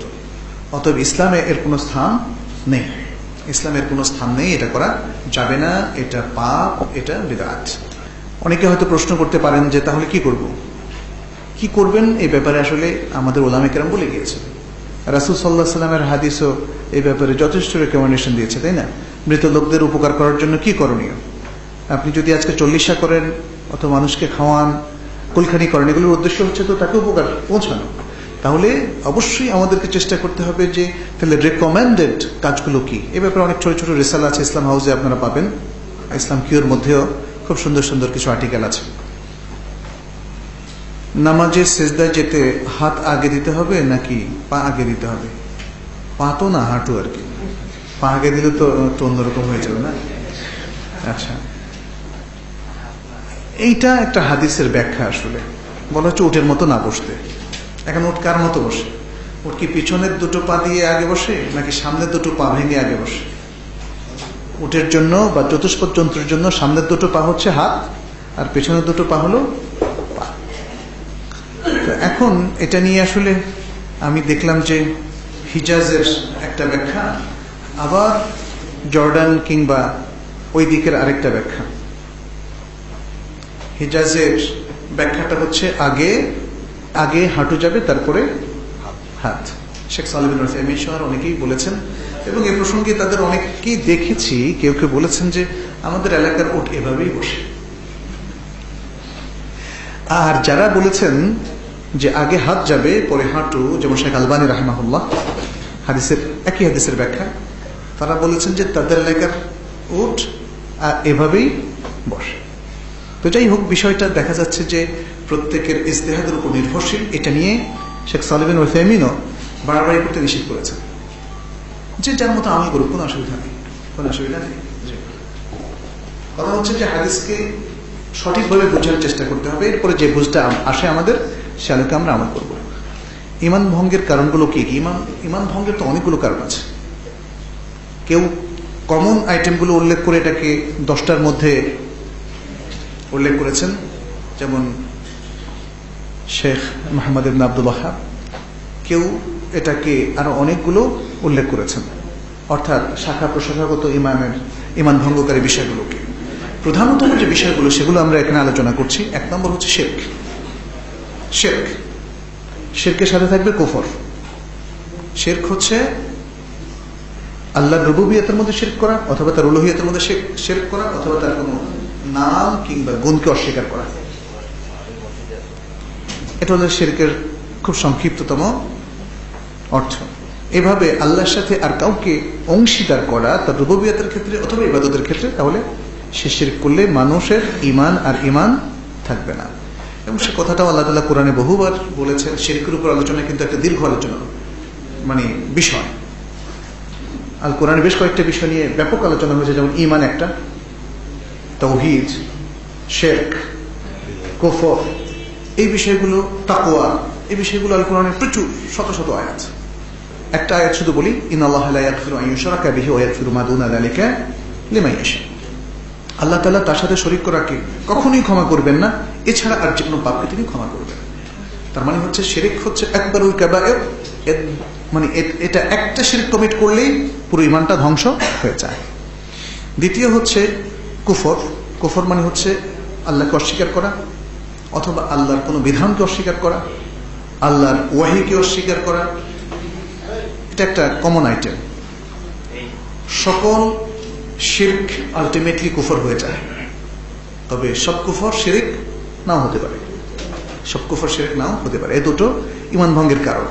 এছাড়াও আরো আছে, যদি কেউ আল্লাহর অবতীর্ণ কোনো বিধানের প্রতি সন্দেহ পোষণ করে, যেমন কোরআন আল্লাহর নাজিলকৃত গ্রন্থ কিনা, মুহাম্মদ সাল্লাল্লাহু আলাইহি ওয়াসাল্লাম আল্লাহর নবী কিনা, তাহলে এটা তার ঈমানকে ভেঙে ফেলবে। যদি কেউ আল্লাহ তাআলার ওহীর কোনো বিধানকে ইস্তেহজা করে, উপহাস করে, তাহলেও সে ঈমান থেকে বের হয়ে যাবে। যেমন সে কোরআনের প্রতি কটু বাক্য বলল, উপহাস করে বাজে কথা বলল, অথবা আল্লাহর নবী সাল্লাল্লাহু আলাইহি সাল্লামকে গালিগালাজ করলো, তাকে হীন করলো, অপমান করলো, আল্লাহকে অপমান করলো, অথবা তিরস্কার করলো, এগুলো হচ্ছে ইস্তেহজা বিদ্দীন। তাহলে তার ঈমান ভঙ্গ হয়ে যাবে। যদি কেউ বিশ্বাস করে যে আল্লাহ যা দিয়েছেন, যে বিধান দিয়েছেন, যে ওয়াহি দিয়েছেন, এটাই আমাদের জন্য সবচেয়ে শিরোধার্য, তবে এটা ছাড়া আমি অন্যটাও মানতে পারব, অথবা আল্লাহর বিধানও মানা যাবে আর আমার নিজস্ব বিধান অথবা মানব মতবাদও মানা যাবে, অথবা আল্লাহর বিধানের চাইতে মানব বিধানই, বৈজ্ঞানিক মতবাদগুলোই অনেক উত্তম। এই তিনটাই তাকে ঈমান থেকে বের করে দেবে। তো এভাবে ঈমানের ভঙ্গের আরো অনেকগুলো কারণ আছে। আমরা যেহেতু প্রশ্নের উত্তর দিচ্ছি, এই জন্য প্রধানতম কিছু কারণ বললাম। এই জিনিসগুলো আমাদের মনে রাখতে হবে। আর ছোটখাটো আরো যে বিষয়গুলো বলছে কোনো না কোনো ভাবে এগুলোরই সেগুলো অন্তর্ভুক্ত। যেমন যদি কেউ আল্লাহর পাশাপাশি আর কাউকে একই পরিমাণ ভয় করে, যদি কেউ আল্লাহর পাশাপাশি আর কাউকে একই পরিমাণ মহাব্বত করে, তাহলে এগুলো আসলে শিরকের মধ্যে চলে যাবে, এগুলো শিরকের মধ্যে চলে যাবে। বাচ্চাদের কপালে অনেকে নজর লাগবে ভেবে কালো টিপ দিয়ে থাকেন, এটা দেওয়া যাবে কিনা, এটা একটা কুসংস্কারের মধ্যে পড়ে। কালো টিপ, তাগা বাঁধা, তারপরে তাবিজ ঝুলানো, এগুলো ইসলামের মধ্যে নেই। বরং নজর লাগা থেকে বাঁচার জন্য বেশ কিছু দোয়া আমাদেরকে শিখিয়ে দিয়েছে না, রুকিয়া শিখিয়ে দিয়েছে, সকাল সন্ধ্যা রাতকার শিখিয়ে দিয়েছে। আমরা আসল ট্রিটমেন্টটুকু না নিয়ে সবসময় নকলটা পছন্দ করি, যে কারণে মানে অনেকের ধারণা হচ্ছে যে চেহারা খুব সুন্দর একটা বাচ্চা, তাই না? এখন তার চেহারা যদি একটা টিপ দেই তাহলে সর্বপ্রথম দৃষ্টি পড়বে গিয়ে তার ওই টিপে। সুতরাং নজরটা টিপে লাগলে অসুবিধা নেই, এটা তো মুছেই যাবে, এটা ধ্বংস হইলে অসুবিধা নেই, কিন্তু তার চেহারাটা যেন ঠিক থাকে, অথবা তার, এগুলো সব যুক্তির কথা এবং এগুলোর সাথে আসলে বাস্তবের কোনো মিল নেই। নজর থেকে বাঁচার জন্য তার দোয়াই এবং রুকিয়াই যথেষ্ট।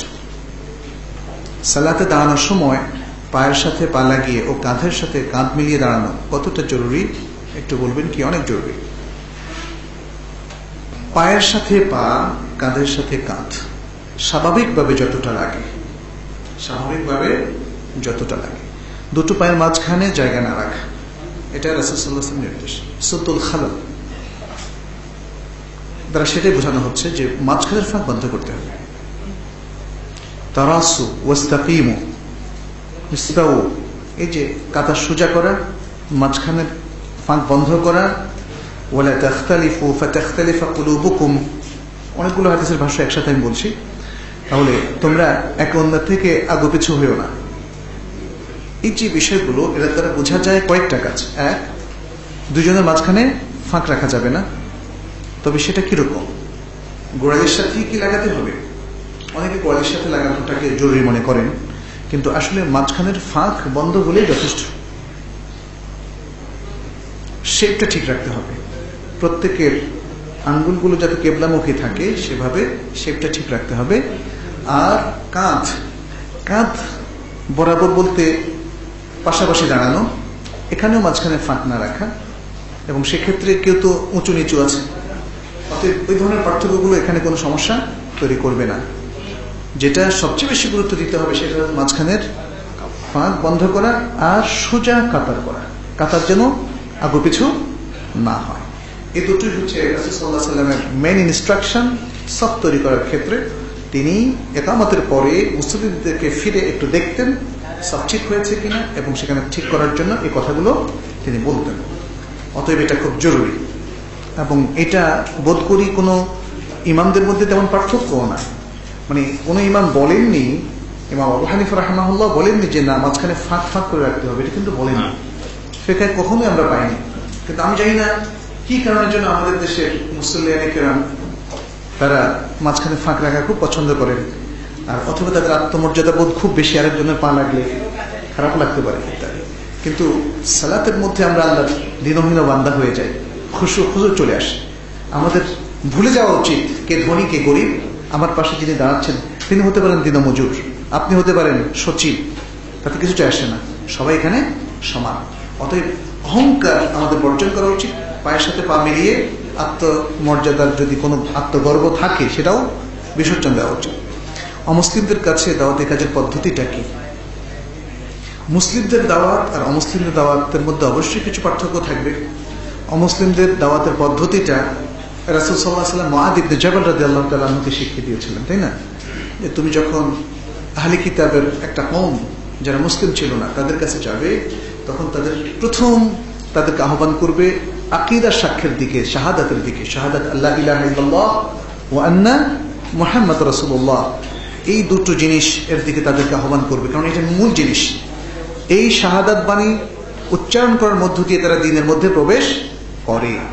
শাহাদাত বাণী ছাড়া তো তার আর ভালো কাজের কোনো মূল্য নেই। ফলে তাদেরকে এই কালিমার দিকে তাদেরকে দাওয়াত দিতে হবে, এই কালিমা তাদেরকে কনভিন্স করতে হবে, এবং তারা যদি সেটা মেনে নেয় তখন তাদেরকে সালাতের দিকে আহ্বান করতে হবে, সালাত শেখাতে হবে।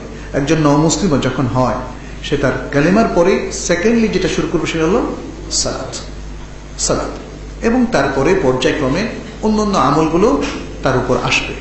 যেমন রমাদান মাস আসলে তখন সে সিয়াম পালন করবে, এটা তো বছরে 1 মাস। সম্পদশালী হলে সে যাকাত দেবে, হজ ফরজ হলে সে হজ করবে। তবে অমুসলিমদেরকে কোরআনের মাধ্যমে দাওয়াতটাও খুব ইফেক্টিভ প্রমাণিত হয়েছে। কোরআন নানা উসলুবে অমুসলিমদেরকে দাওয়াত দিয়েছে, কোরআন ইটসেলফ। এই জন্য একটা যদি সে যে ভাষাভাষী হয়ে থাকে, মানে যদি অমুসলিম ব্যক্তি, সে ইংলিশ ভাষাভাষী হলে ইংলিশ কোরআন দেন, বাংলা ভাষাভাষী হলে বাংলা কোরআন দেন, উর্দু ভাষাভাষী হলে উর্দু কোরআন দেন। এভাবে কোরআনটা দেখা যাচ্ছে এত শক্তিশালী একটা মাধ্যম, যেটা মানুষকে খুব দ্রুত ইসলামের দিকে নিয়ে আসে। আর এর সবচেয়ে বড় প্রমাণ হচ্ছে, যেই কুরাইশ সর্দাররা ইসলামকে নিশ্চিহ্ন করতে চেয়েছিল, তারাই তো গোপনে রাত্রে এসে রাসূল সাল্লাল্লাহু আলাইহি ওয়াসাল্লামের চারপাশে এসে কোরআন শুনতো, আবার দ্রুত পালাতো, যেন কেউ দেখতে না পারে এই বেটা কোরআনের বিরোধিতা করে আর কোরআন শুনছে। কোরআন সবচেয়ে বেশি ইফেক্টিভ। কোরআনের মাধ্যমে দাওয়াতি কাজ কিভাবে করা যেতে পারে সে ব্যাপারে যারা দায়ী আল্লাহ, তাদের একটু ট্রেনিংও নেওয়া প্রয়োজন। দাওয়ার ক্ষেত্রে আমাদের বড় ধরনের ত্রুটি আছে। মুসলিম ভাইদের মধ্যে, সাধারণ জনগণের মধ্যে, বিভিন্ন ধ্যান ধারণার লোকদের মধ্যে দাওয়াতি কাজে আমাদের যথেষ্ট ত্রুটি আছে। আমাদের অধিকাংশের ট্রেনিং নাই, যার ফলে এই কাজগুলো বিঘ্নিত হচ্ছে। অমুসলিমদেরকেও দাওয়াত দেওয়ার ক্ষেত্রে আমাদের ট্রেনিং নেওয়া প্রয়োজন। সেটা শর্ট ট্রেনিং হতে পারে, 1 সপ্তাহ ট্রেনিং হতে পারে, স্কলারদের কাছ থেকে পরামর্শ নিয়ে ট্রেনিংগুলো করা যেতে পারে। সালাতে হাত কোথায় বাঁধতে হবে? সালাতে হাত বাঁধার সবচেয়ে দলিল ভিত্তিক সহি জায়গা হলো বুকের উপরে, অর্থাৎ এই হাতের উপরে, দেরায়ের উপরে বাম হাতের ডান হাত স্থাপন করবেন, তাহলে ঠিক যে জায়গায় যায় সেটা। তবে আরো উপরেও বাঁধতে পারেন, আরো একটু উপরেও বাঁধতে কোনো অসুবিধা নেই। কারণ বুখারীর হাদিসে স্পষ্ট করে বলা হয়েছে যে রাসূল সাল্লাল্লাহু আলাইহি ওয়াসাল্লাম তার ডান হাতকে বাম হাতের দেরায়ের উপরে রাখতেন। দেরার কিন্তু এটা না, রুসগ না। রুসগের উপর রাখা যায়, কিন্তু দেরার বলতে এটাকে বোঝানো হচ্ছে, কারণ এখানে হাত রাখার পরে এটা কখনোই নিচের দিকে নামানো যায় না, যতক্ষণ না আপনি ঝুঁকেন। ফলে এটাই হচ্ছে সবচেয়ে শুদ্ধ জায়গা।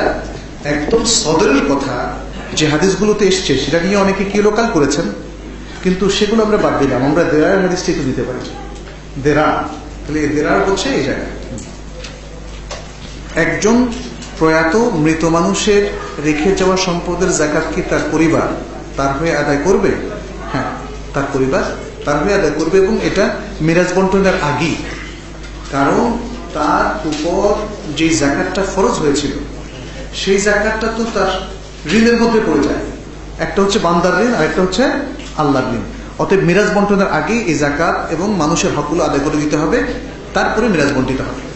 وصلى الله وسلم على نبينا محمد وعلى آله وأصحابه أجمعين. سبحانك اللهم وبحمدك أشهد أن لا إله إلا أنت أستغفرك وأتوب إليك. والسلام عليكم ورحمة الله وبركاته.